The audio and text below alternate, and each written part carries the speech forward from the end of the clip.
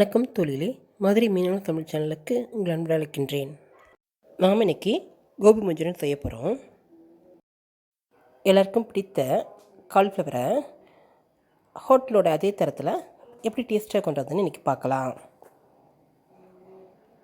முழு காலிஃப்ளவரை நல்லா க்ளீன் பண்ணி எடுத்து வச்சுருக்கோம். நாம் காலிஃப்ளவர் இலையும் யூஸ் பண்ண போகிறோம். இஞ்சி ஒரு துண்டு, 10 பல் பூண்டு, ஒரு எலுமிச்சம்பழம். காலிஃப்ளவரை தண்ணியில் உப்பு போட்டு கொஞ்ச நேரம் ஊற வைக்கலாம். இலையை மஞ்சத்தூள் உப்பு போட்டு நல்லா கழுவி எடுத்துக்கலாம். மஞ்சூரியனுக்கு ஒரு தக்காளி, 4 பச்சை மிளகாய், ஒரு ஆனியன். கோபிக்கு கான் மாவு, உப்பு, குழம்பு மிளகாத்தூள், மஞ்சத்தூள், கரம் மசால், மிளகாய்த்தூள், காஷ்மீர் சில்லித்தூள். காலிஃப்ளவரை நல்லா கழுவி எடுத்துட்டோம். இதை அடுப்பில் நம்ம பாயில் பண்ணிகிட்ருக்க தண்ணியில் கொஞ்ச நேரம் போட்டு வைக்கலாம்.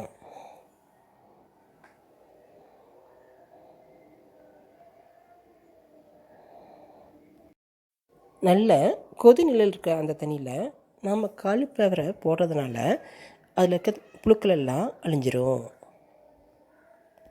ஒரு 5 நிமிஷம் மூடி வச்சு இப்போ நம்ம அதை வடிகட்டி எடுத்துட்டோம்.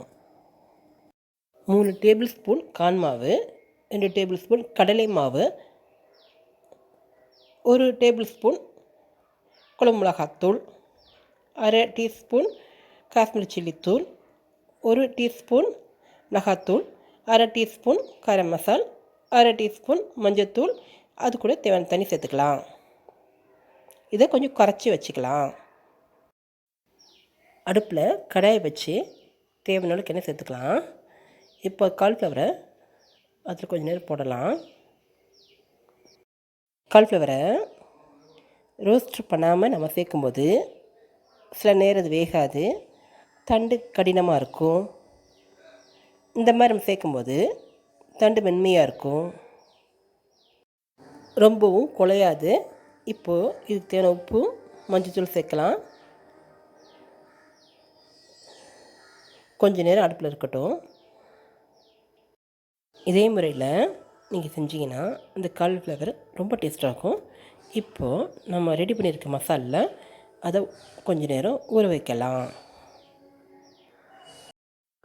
20 பல் பூண்டும், ஒரு முழு துண்டு இஞ்சியும் சேர்த்து அரைச்சி வச்சுருக்கோம். இப்போ அந்த பேஸ்ட்டை பாதி இதில் சேர்த்துக்கலாம், மீதி பாதியை மஞ்சூரியனில் சேர்த்துக்கலாம். காலிஃப்ளவர் இந்த மசாலா கொஞ்ச நேரம் ஊறட்டும். இப்போது நாம் மஞ்சூரியன் செய்ய ஆரம்பிக்கலாம். ஒரு கடாய் அடுப்பில் வச்சு பொரிப்பதற்கு தேவையான எண்ணெய் சேர்த்துக்குங்க. அதே நேரம் இன்னொரு கடாயில் சோம்பு, சீரகம், வெங்காயம் சேர்த்து கொஞ்ச நேரம் வதக்கலாம். வெங்காயம் வதங்கிடுச்சு, பச்சை மிளகாய் சேர்த்துக்கலாம். நாம் ரெடி பண்ணியிருக்க காலிஃப்ளவரில் 1/2 மூடி எலுமிச்சம் புழிஞ்சிக்கலாம். பச்சை மிளகாய் வதங்கிடுச்சு, இப்போ தக்காளி சேர்த்துக்கலாம்.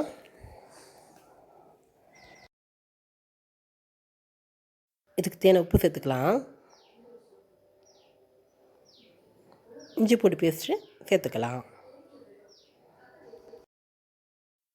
எண்ணெய் காஞ்சிருச்சு, இப்போ பொரிக்கலாம். மஞ்சூரியனில் நம்ம க்ளீன் பண்ணி வச்சுருக்கிற கீரையை சேர்த்துக்கலாம். தேவையான எண்ணெய் சேர்த்துக்குங்க. இது நல்லா வதங்கட்டும். 1 டேபிள் ஸ்பூன் குழம்பு மிளகாத்தூள், 1/2 டீஸ்பூன் சில்லித்தூள், 1/2 டீஸ்பூன் காஷ்மீர் சில்லித்தூள், 1/2 டீஸ்பூன் மஞ்சத்தூள், 1/2 டீஸ்பூன் கரம் மசால். இப்போது மசாலில் பச்சை வாசனை போகிற வரைக்கும் வதக்கலாம். எண்ணெயில் போட்டிருக்க காலிஃப்ளவர் நல்லா வெந்துருச்சு. இப்போது எண்ணெயை வடிவட்டி எடுத்துக்கலாம். இதே மாதிரி எல்லா காலிஃப்ளவரையும் பொரிச்சு எடுத்துக்கலாம். பொரிச்ச காலிஃப்ளவர் வாசனையே சூப்பராக இருக்குது. இதை அப்படியே சாப்பிட்லாம். மஞ்சூரியன் ரெடி ஆயிடுச்சு, இலையும் நல்லா வெந்துருச்சு.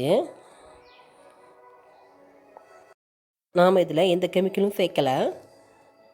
இப்போ எல்லாம் ரெடி ஆயிடுச்சு. இப்போ மஞ்சூரியன் நம்ம சேர்த்துக்கலாம். ஒரு மூடி போட்டு ஒரு 5 நிமிஷம் அப்படியே வைங்க. இப்போ திறந்து பாருங்கள், இது இவ்வளோ சூப்பராக இருக்குன்னு. நல்ல வாசனையோட கம கமன்னு கோபி மஞ்சள் ரெடி ஆயிடுச்சு. இப்போ நம்ம ஒரு பாத்திரம் மாற்றிக்கலாம். நான் இதை சாப்பிட்டு பார்த்தேன், ரொம்ப சூப்பராக இது. இதேமாதிரி நீங்களும் செஞ்சு பாருங்கள். இது எப்படி இருக்குன்னு சொல்லுங்கள். கீழே இருக்க பெல் பட்டன் நமக்குங்க. ஒருக்கா சப்ஸ்கிரைப் பண்ணுங்கள், லைக் பண்ணுங்கள், ஷேர் பண்ணுங்கள். நன்றி.